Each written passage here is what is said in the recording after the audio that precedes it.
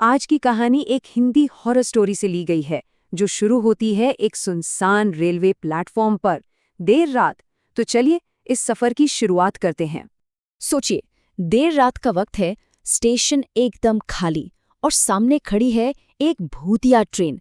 ये तीन बातें ही काफी हैं ये बताने के लिए कि माहौल में कुछ गड़बड़ है, कुछ ऐसा जो अच्छा नहीं होने वाला। कहानी के हीरो जतिन को एक अजीब सी चेतावनी मिलती है। एक भिखारी उससे कहता है, अपना ध्यान रखना और हाँ, किसी अनजान से बात मत करना। अब यह सिर्फ एक सलाह तो नहीं लगती है ना, ऐसा लगता है जैसे आने वाले किसी खतरे की आहट हो। आखिर उस अनजान में ऐसा क्या है? तो कहानी का पहला हिस्सा, एक अकेला यात्री। इसकी शुरुआत होती है चिंचवड़ रेलवे स्टेशन से। तो सीन कुछ ऐसा है कि पुणे का चिंचवड़ स्टेशन है, रात के 12 बज रहे हैं, दिसंबर की वो हल्की हल्की ठंड, और हमारा हीरो जतिन प्लेटफॉर्म पर एकदम अकेला है। क्यों? क्योंकि उसकी मुंबई पुणे एक्सप्रेस पूरे 3 घंटे लेट है। ये अकेलापन और ये लंबा इंतजार, बस यहीं से कहानी में टेंशन बढ़ना शुरू हो जाती है। और फिर आखिर में ट्रेन आती है। जतिन बिल्कुल आखिरी पलों में भागकर किसी तरह ट्रेन के सबसे आखिरी डब्बे में चढ़ जाता है। पर एक मिनट, गौर करने वाली बात यह है कि इतने बड़े स्टेशन से ट्रेन में चढ़ने वाला वो अकेला इंसान था। बाकी लोग कहाँ थे? या क्या उन्हें पता था कि इस ट्रेन में नहीं चढ़ना है? अब आता है कहानी का वो हिस्सा जहां एक रहस्यमयी मुलाकात होती है। यहीं से जतिन को ये एहसास होने लगता है कि कुछ बहुत ज्यादा गलत है। ट्रेन के अंदर घुसते ही जतिन के दिमाग में पहला सवाल आता है, ये डिब्बा खाली क्यों है? मतलब पुणे मुंबई रूट, ये ट्रेन तो हमेशा फुल रहती है, फिर आज ऐसा क्या है? ये सवाल उसके मन में खटकने लगता है। तभी उसे एहसास होता है कि कोई और भी है। उसे पास से किसी के सांस लेने की आवाज आती है। वो देखता है तो डिब्बे के दूसरे कोने में एक और आदमी बैठा है। चलो, शुक्र है वो अकेला नहीं है। जतिन को थोड़ी राहत मिलती है। पर ये आदमी कौन है और इतनी खामोशी से वहां क्यों बैठा है? ट्रेन को चलते हुए काफी देर हो गई है, लेकिन अब तक एक भी स्टेशन नहीं आया। बाहर खिड़की के सिर्फ घना अंधेरा है और कुछ नहीं। अब जतिन को और भी ज्यादा बेचैनी होने लगती है। अब जतिन के मन में एक ही सवाल घूम रहा है, कहीं मैं गलत ट्रेन में तो नहीं हूं? और जैसे ही वो ये सोचता है, सामने बैठा वो अजनबी मानो उसका दिमाग पढ़ लेता हो। वो कहता है, हाँ, तुम गलत ट्रेन में चढ़ गए हो। ये सुनते ही जतिन के तो होश ही उड़ जाते हैं। और यहीं से कहानी का सबसे भयानक सच सामने आता है। अब हम जानेंगे भूत की कहानी। जतिन जैसे ही उस आदमी को ठीक से देखता है, एक पल के लिए उसे अपनी आंखों पर यकीन नहीं होता। उस आदमी का चेहरा एकदम कुचला हुआ, खून से लथपथ है, और उसकी आंखें आंखें है ही नहीं।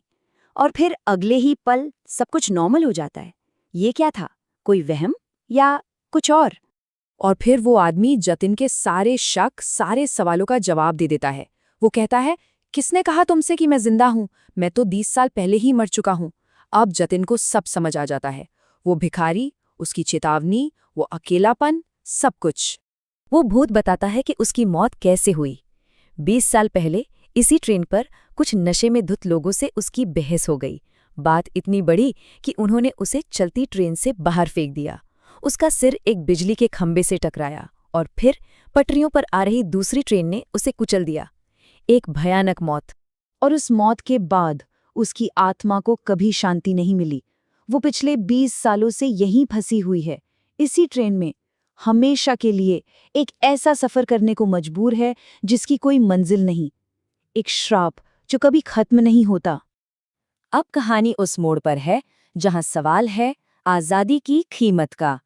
जतिन के सामने एक ऐसा चॉइस है जो शायद ही कोई लेना चाहे। वो भूत जतिन से बस एक ही चीज चाहता है, मुक्ति। मतलब इस श्राप से, इस कभी ना खत्म होने वाले सफर से आजादी। वो इस ट्रेन से बाहर निकलना चाहता है, लेकिन इसके लिए उसे किसी की मदद की जरूरत है, और वो कोई और नहीं, जतिन है। पर इस मदद की कीमत बहुत बहुत बड़ी है। भूत कहता है कि अगर जतिन उसे मुक्त करेगा तो जतिन को उसकी जगह लेनी होगी, हमेशा हमेशा के लिए इस ट्रेन में कैद होना होगा। और अगर वो मना करता है तो उसकी कहानी उसी रात उसी ट्रेन में खत्म हो जाएगी। तो एक तरफ है अंतहीन कैद और दूसरी तरफ फौरन मौत। क्या फैसला लेगा वो?